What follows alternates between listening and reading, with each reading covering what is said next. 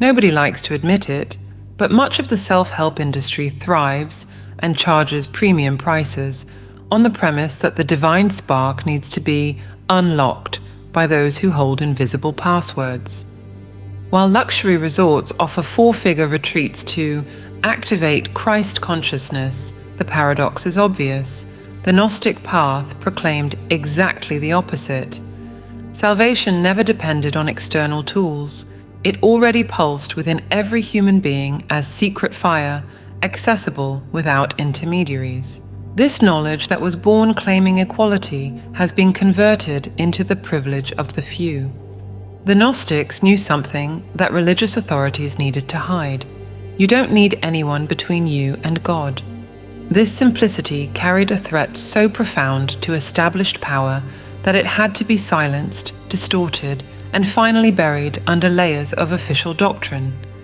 Imagine discovering that everything you were taught about salvation, the rituals, the penances, the obedience to religious leaders, dissolves before a more direct truth.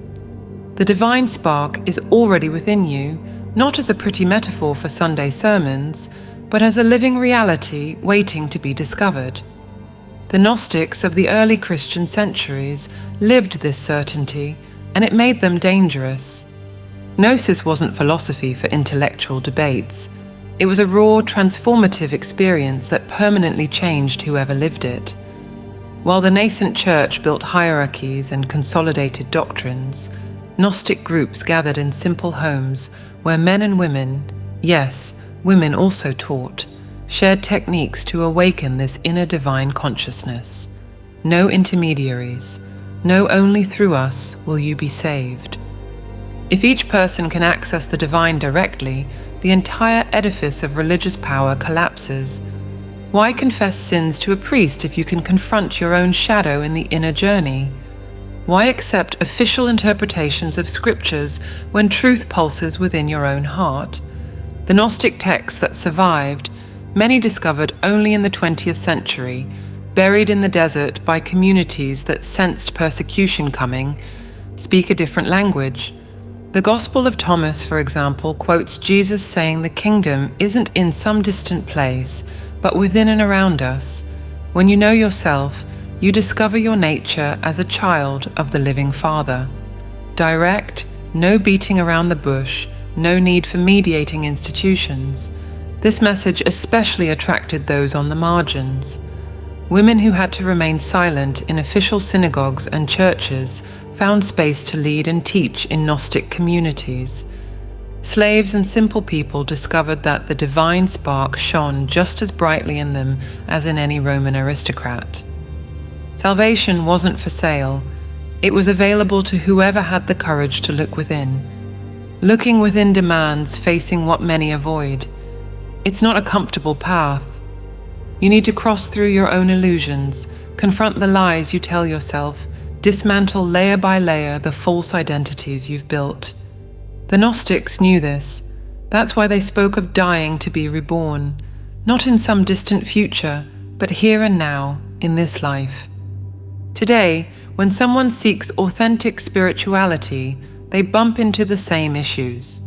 Gurus who charge fortunes for special initiations. Churches that promise prosperity through generous tithes. Systems that transform the sacred search into a market product.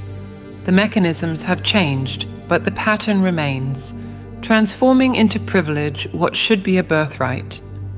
To understand how we got here, we need to go back in time.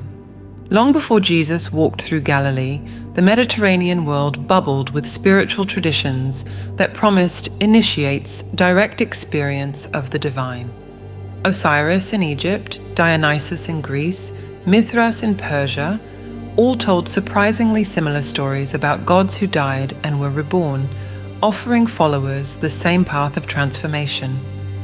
The Christian Gnostics didn't invent anything from scratch. They drank from these ancient wells and reinterpreted them through the figure of Jesus, creating something new and, to the authorities, profoundly subversive. Thousands of years before Christianity, the Mediterranean already knew the story. A god is born of a virgin, performs miracles, dies for humanity's sins, and resurrects on the third day. Sound familiar?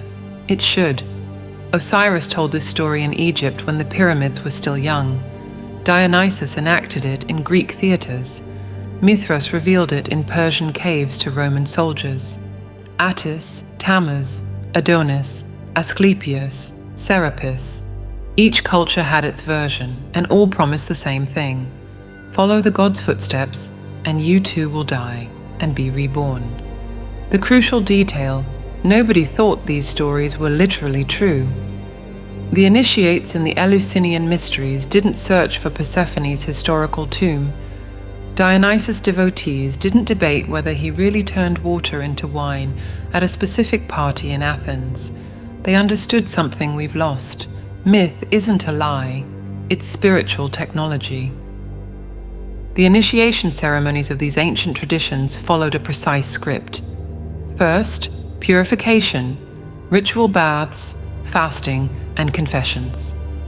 Then, the symbolic descent to the underworld, where the initiate confronted their deepest terrors. At the climax, a dramatic enactment of the god's death and resurrection, so vivid that participants experienced it as their own death and rebirth. Upon emerging, they were no longer the same person. Something fundamental had changed. The Christian Gnostics knew these traditions. Many probably participated in them before encountering Jesus, or rather, before finding in the teachings attributed to Jesus an even more radical version of this ancient knowledge. Because while pagan mysteries happened in specific temples, on set dates, under the supervision of initiated priests, Christian gnosis exploded these limitations. The divine spark didn't need to be lit through elaborate rituals. It already burned within each person, just covered by layers of conditioning, fear, and illusion. The work wasn't to implant something new, but to remove what prevented this inner light from shining. Like a sculptor who adds nothing to the marble, only removes the excess to reveal the form that was always there. The Gospel of Thomas captures this shift in perspective with surgical precision. Jesus doesn't promise a future kingdom for those who obey specific rules. He says, "The Father's kingdom is spread out upon the earth, but people don't see it. It's not hidden. It's not distant. It's here now, visible to those who have eyes to see." And how to develop these eyes? When you come to know yourselves, then you will be known and will understand that you are children of the living Father. The reversal is radical. It's not God who is distant and needs to be reached through correct practices. It's we who are asleep to our own divine nature. The journey isn't outward, climbing some spiritual ladder to a distant heaven. It's inward, crossing through the illusions that make us believe we're separate, limited, unworthy. The Gnostic masters mapped these illusions with the precision of cartographers. The first layer, identification with the physical body, thinking you're just flesh and bones destined to rot. Deeper, identification with personality, social roles, the masks we wear. Deeper still, attachment to emotions and thoughts, confusing the movement of waves with the ocean itself. Each layer needed to be recognized and transcended, not through force or denial, but through direct understanding. This journey had no external maps because each person needed to discover their own path through the inner labyrinth. Gnostic texts offered clues, symbols, and stories that could awaken insights, but nobody could make the journey for you. No external savior could carry you on their shoulders to enlightenment. At most, someone who had already made the crossing could point the direction and say, "I made it, you can too." This was exactly what Jesus represented to the Gnostics, not a unique God who descended from heaven to die for sins you hadn't even committed yet, but the supreme example of someone who fully realized their divine nature and is now guiding others along the same path. The difference between Jesus and you wasn't of nature, but of realization. He had fully awakened, you were still sleeping, but the potential was identical. For the Gnostics, Jesus wasn't the only Son of God who died on the cross to pay a cosmic debt. This interpretation, which would become official dogma, sounded absurd to those who experienced Christ as a living presence, pulsing at the center of their own being. The Gnostic Jesus functioned as a catalyst for awakening, not as a payer of spiritual bail bonds. The secret Gospel of Mark, suppressed so efficiently that we only know fragments through a 2nd century letter, reveals how this initiation happened in practice. A young man dies. Jesus resurrects him. So far, it seems like the Lazarus story we know. But the text continues. 6 days later, the young man comes to Jesus, wearing a linen cloth over his naked body, and Jesus spends the whole night teaching him the mystery of the kingdom of God. A nocturnal initiation, with the initiate practically naked, receiving secret teachings.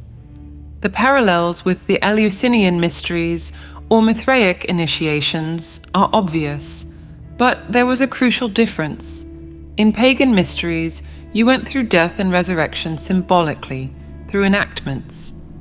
In the Gnostic Christian mystery, death happened in life, the death of ego, of false identifications of everything you thought you were.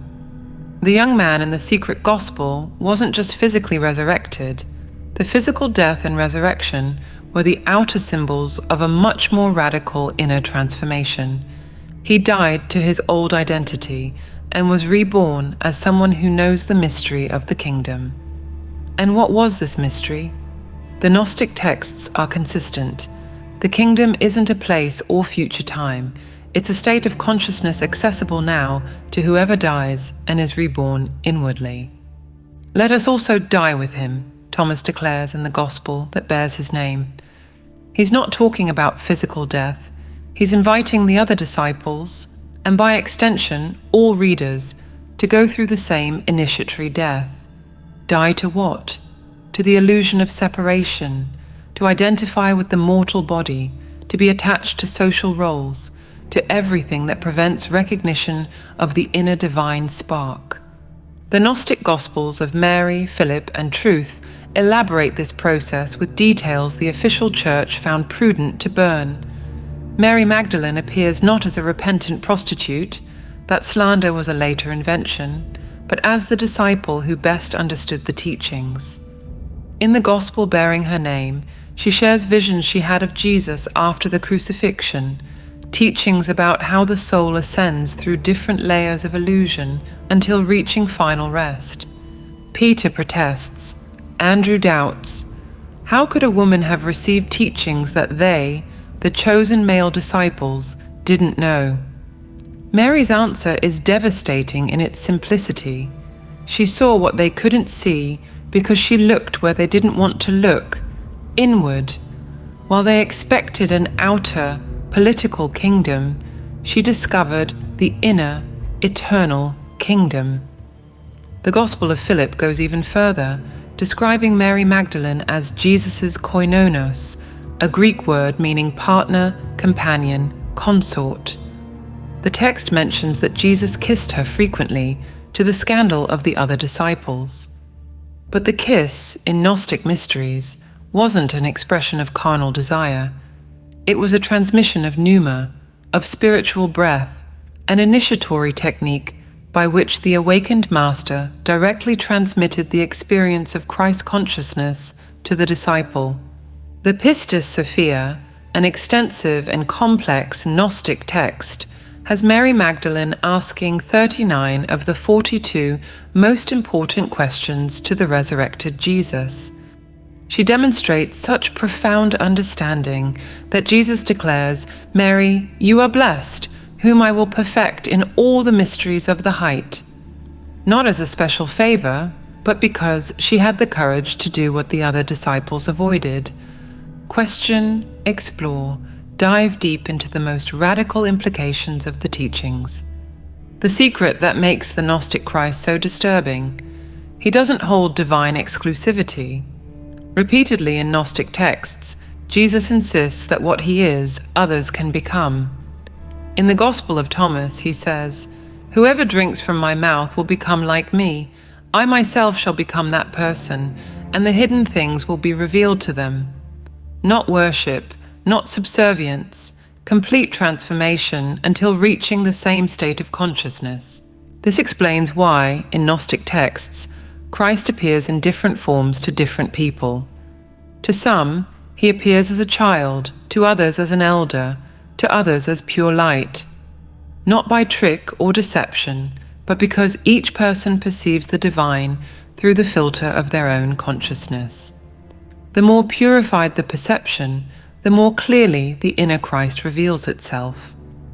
The Gnostic Jesus doesn't save by distributing forgiveness like a benevolent monarch. He saves by showing the path of self-transformation.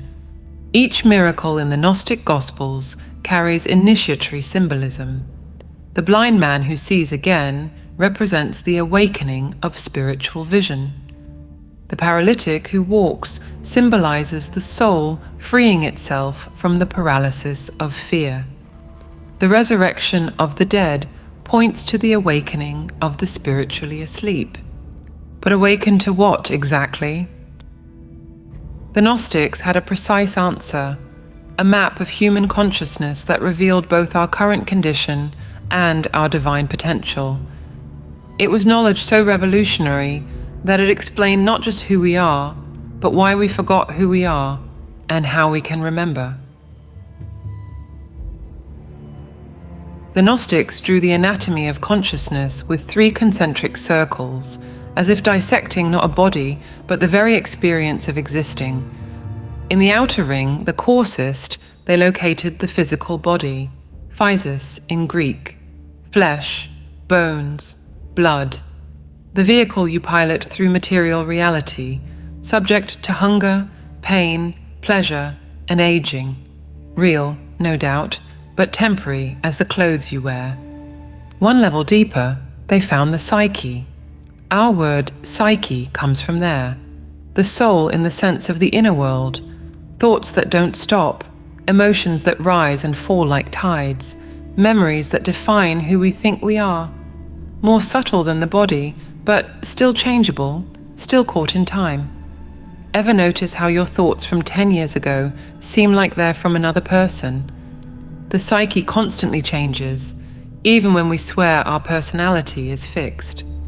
At the center, the Gnostics located the pneuma, the spirit, literally breath in Greek, pure consciousness, that which observes thoughts without being thought, which witnesses emotions without being swept away by them. The pneuma doesn't age, doesn't get sick, doesn't die. It's the fragment of the divine that each being carries, identical in essence to the universal pneuma that permeates all existence. The Gnostics made a reversal that scrambles our common logic. It's not the spirit that's inside the body. It's the body that exists within the soul, and the soul that exists within the infinite spirit. Like waves that arise in the ocean without ever ceasing to be ocean, our bodies and minds appear within consciousness without ever being separate from it. Consider your experience in deep sleep. When you sleep deeply without dreams, where is your body? Gone from your experience. Where are your thoughts? Dissolved. But you continue existing as pure consciousness without objects. In dreams, an entire world arises, people, places, complex dramas, all within your mind. Upon waking, you again inhabit all 3 levels, but are usually fixed on the most superficial, convinced you're John or Mary, Brazilian or American, rich or poor, young or old. Gnostic initiates learned to consciously navigate between these levels, not as an intellectual exercise, but as a living practice that radically transformed their experience of reality. They discovered that what we call physical world isn't a solid base from which consciousness emerges, but a projection arising from a more fundamental structure called pleroma, the divine fullness. Pleroma. The Greek word literally means that which fills. For the Gnostics, it was the ultimate reality, complete, where all possibilities exist in perfect unity. Like white light that contains all colors before being divided by a prism, the pleroma contains everything before separation into subject and object, self and other, divine and human. Our fragmented reality arises when the one consciousness forgets itself and begins experiencing itself as multiplicity. We arrive at the heart of the human condition according to the Gnostics. We live in the grand illusion of separation. Look around. You see separate objects, distinct people, a world out there, and a self in here.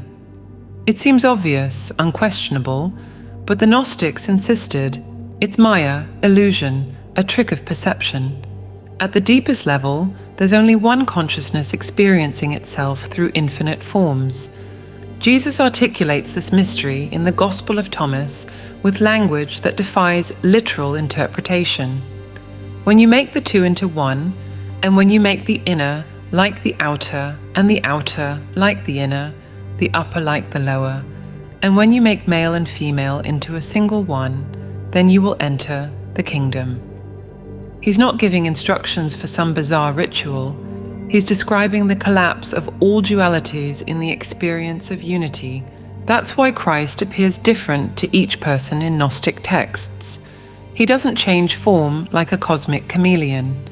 Each observer projects their own capacity for perception. A child sees Christ as a child because they still maintain the innocence necessary to perceive the divine. An elder sees him as an elder because they recognize timeless wisdom. Some see only light because they've transcended the need for forms.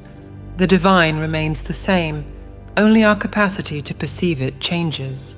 This understanding destroys the basis of all religious conflict. If all forms arise from the same one consciousness, fighting over which image of God is correct equals waves in the ocean, warring over which is wetter. The Gnostics didn't deny the diversity of forms. They celebrated it as an expression of the one's infinite creativity, but they never forgot that behind all multiplicity pulsed the same essence. Human suffering, they taught, arises precisely from this forgetting. We confuse the temporary with the eternal, the changeable with the unchangeable, the persona with being. It's like an actor who forgets their acting and starts believing they really are the character. The drama becomes too real, the suffering genuine, the fear of death terrifying. Awakening means remembering you're not the character. You never were. You're the consciousness that experiences all roles without being defined by any of them. The Gnostics didn't preach escapism. Recognizing the illusory nature of separation doesn't mean denying the relative reality of the world.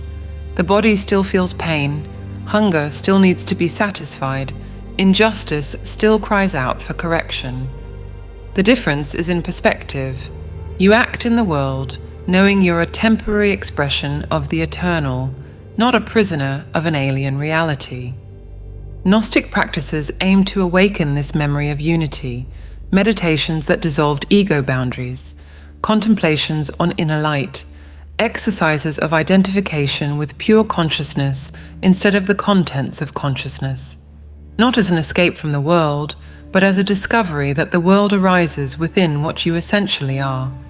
A Gnostic text called The Thunder Perfect Mind poetically expresses this awakened consciousness speaking through a divine feminine voice. I am the first and the last. I am the honored one and the scorned one. I am the whore and the holy one. I am the wife and the virgin. I am the silence that is incomprehensible and the idea whose remembrance is frequent. Contradictions? Only to the mind that insists on dividing reality into watertight categories. To awakened consciousness, all opposites reveal themselves as faces of the same infinite coin. This knowledge had devastating practical implications for any system based on hierarchy and separation. If we all share the same divine essence, if the only difference is the degree of remembrance of this truth, then all power structures based on intrinsic superiority collapse. It's no surprise this teaching needed to be suppressed, distorted, and buried. But before that happened completely, it left surprising traces even in texts that would become canonical. Paul never knew Jesus in the flesh. This detail, which should have made him less authorized to speak about Christ, paradoxically freed him for a more radical understanding of what Christ consciousness meant. His letters, written decades before the narrative Gospels took shape, pulse with direct mystical experience that no later editing could completely erase. It is no longer I who live, but Christ who lives in me. Pause on this phrase from Paul to the Galatians. He's not using poetic metaphor to impress the congregation. He's describing, with the precision possible in language, what happens when identification with ego dissolves and Christ consciousness takes command. The I that Paul declares dead isn't suicidal annihilation. It's the end of the illusion of separation, the collapse of the barrier between human and divine. The Gnostic communities recognize Paul as one of their own, not the domesticated Paul of the pastoral epistles, texts forged in the 2nd century to combat precisely Gnostic influence. The authentic Paul, one of the genuine letters, spoke a language they understood. I know a man in Christ who 14 years ago was caught up to the third heaven, he writes to the Corinthians, using the third person to obviously describe his own experience. In the body or out of the body, he doesn't know. Consciousness transcended normal limits so much that usual categories no longer applied. And what did he hear in this ecstasy? Inexpressible words, which it is not lawful for a man to utter. Any mystic recognizes the dilemma: how to transmit in human language what transcends all human categories. Paul partially solves it by telling the Corinthians that among the perfect, a technical term for initiates, he speaks of Sophia, wisdom, not the wisdom of this world, but God's wisdom hidden in mystery, Sophia. For the Gnostics, it wasn't an abstract concept, but a living presence, the feminine aspect of divinity. In elaborate Gnostic myths, Sophia is the divine Aeon, who, moved by the desire to know the unknowable, falls from the pleroma and ends up generating the material world as an unintended consequence of her search. She remains imprisoned in matter, fragmented in each human soul as the divine spark seeking to return to its origin. Paul knew this tradition. When he speaks of Christ as wisdom of God, he uses language his Gnostic readers would perfectly understand. Christ and Sophia, the Saviour and the soul to be saved, the guide and the pilgrim, form a syzygy, a Gnostic term for complementary pairs that together reconstitute lost unity. The spiritual battles Paul describes also echo Gnostic cosmology. We wrestle not against flesh and blood, but against principalities, against powers, against the rulers of the darkness of this world. He's not talking about folkloric demons with horns and pitchforks. The Gnostic archons, psychic forces that keep souls imprisoned in material illusion, appear disguised in Pauline language that survived ecclesiastical censorship, when Paul insists that the letter kills, but the spirit gives life, when he distinguishes between the psychic man who cannot understand spiritual things and the pneumatic man who discerns everything, when he speaks of milk for spiritual children and solid food for the mature. In each case, he uses categories and language that the Gnostics would elaborate into complex systems. The church that would become orthodox perceived the danger.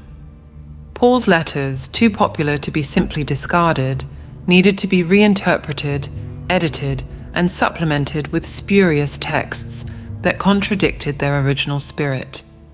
The pastoral epistles, 1 and 2 Timothy, Titus, conveniently appear preaching submission to authorities, forbidding women from teaching and establishing rigid hierarchies. Everything the genuine Paul subverted, because in communities that followed the original Pauline Gnostic spirit, something revolutionary happened. Women prophesied, taught, led communities, and officiated mysteries. The Gospel of Mary isn't an anomaly. It represents common practice where the divine spark was recognized as shining equally in all, regardless of the body temporarily inhabited. Mary Magdalene emerges in these texts with a stature that later tradition would strive to erase. Not a repentant sinner. That slander was Pope Gregory's invention in the 6th century. In the Gnostic Gospels, she is the beloved disciple, the one who understands teachings that escape the other apostles.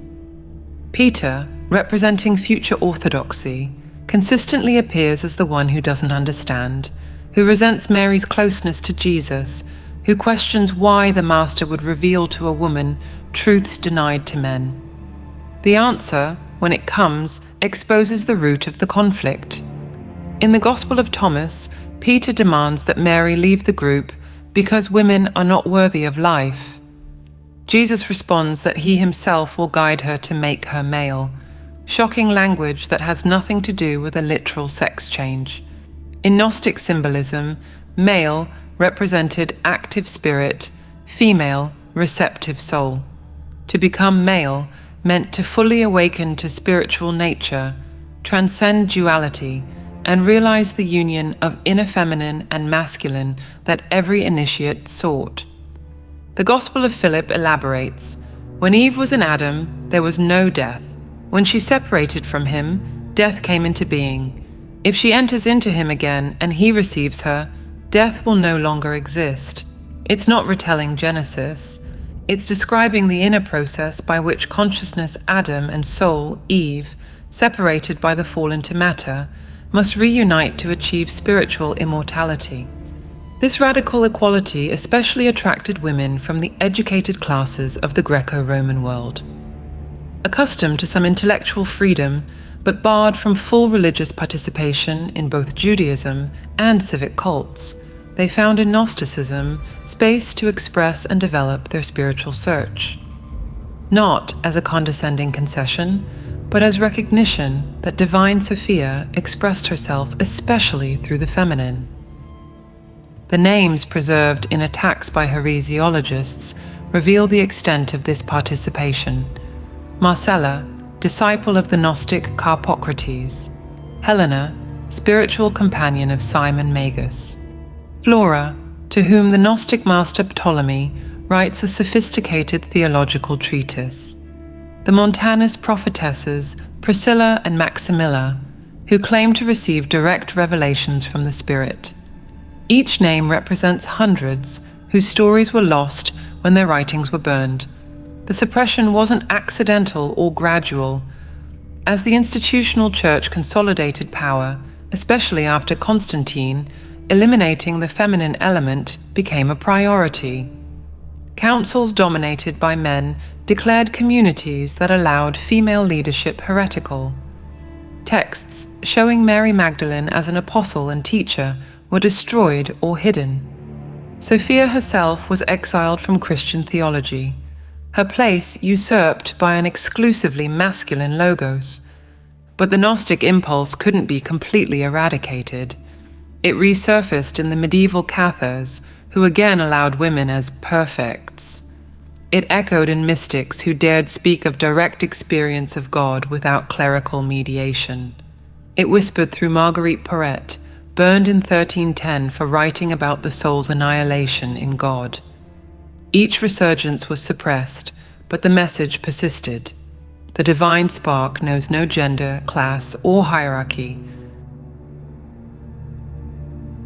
2,000 years later, the strategy worked perfectly. What was born as liberating knowledge accessible to anyone with the courage to look within became an exclusive product, sold through authorized intermediaries. Gnosis, direct experience of the divine, was replaced by dogma. Inner transformation gave way to outer obedience. The divine spark in each human being was declared dangerous heresy. You can trace the exact moment when everything changed. Constantine legalized Christianity in 313. Suddenly, being Christian is no longer an act of spiritual rebellion, but a path to political power. The bishops who once hid in catacombs now dine in the imperial palace. And the emperor, this new protector of the faith, has practical questions. Which version of Christianity should be official? Who has the authority to decide? How to maintain order in an empire through religion? The answers shaped 2 millennia. Council after council, the vibrant diversity of early Christianity was pruned until only one authorized version remained. Texts that taught direct access to the divine, burned. Communities that practiced spiritual equality, dispersed. Women who led congregations, silenced. Mystics who spoke of inner Christ, executed as heretics. Gnosticism didn't die because its ideas were weak. It died because they were too strong. Imagine what would happen if people really believed they carry the divine spark, that they don't need intermediaries to access the sacred, that salvation comes through inner knowledge, not obedience to authorities.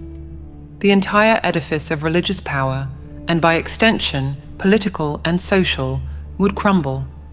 The irony the suppressors didn't foresee: you can't kill a truth by burying its messengers.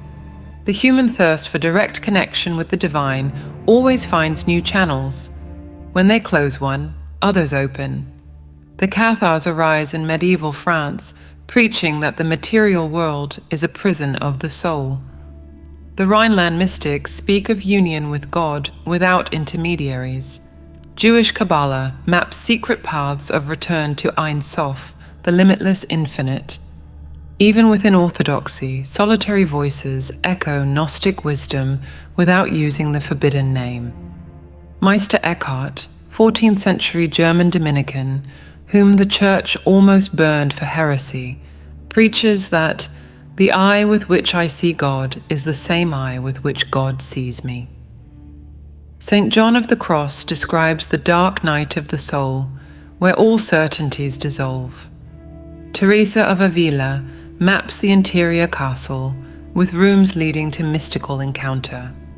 Each dances on the edge of heresy, saying without saying what the Gnostics proclaimed openly. And today, look around. Megachurches sell prosperity through payment. Gurus charge fortunes for exclusive initiations. Meditation apps transform millennial practices into consumer products. The pattern continues. Take what should be a universal birthright and transform it into a commodity for the privileged few. But there's also something different now. The Gnostic texts, hidden for centuries in the Egyptian desert, are available to anyone with an internet connection. Meditation and contemplation practices, once guarded in monasteries, can be learned at home. Knowledge is democratized like never before. The question remains, what do you do with it? The uncomfortable truth the Gnostics understood: having access to knowledge isn't the same as knowing. You can read all the Gnostic Gospels, study every Hermetic text, memorize the words of all the mystics, and remain asleep. Gnosis isn't information you accumulate, it's a transformation you undergo, and transformation hurts. It hurts to abandon the security of believing someone out there has all the answers. It hurts to face the responsibility for your own enlightenment. It hurts to discover that the only obstacle between you and the divine is yourself. Much easier to pay the tithe, follow the rules, repeat the prayers, and hope someone does the heavy lifting for you. The Gnostics didn't offer an easy path. They offered the real path. The difference? The easy path promises salvation in exchange for obedience. The real path demands that you die, not physically, but psychologically.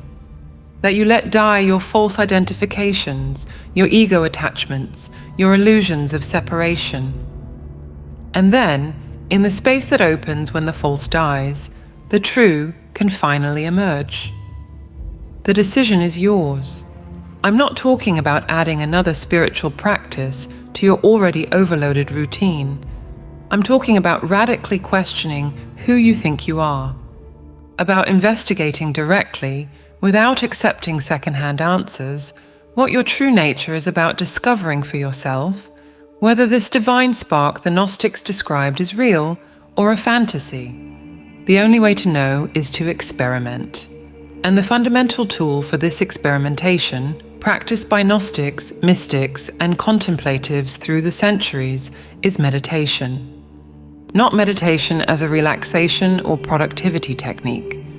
Meditation is a laboratory where you investigate the nature of consciousness, dissolve the barriers between observer and observed, and experientially discover what it means to make the two into one. All change begins with understanding your role as co-creator, and the only way to connect with this divine intelligence is through meditation. We've developed a set of audio tools to help you access this higher state of consciousness. To learn more and get immediate access, click the link on screen or in the comments. If this video resonated with you, write in the comments, "It made sense to me,"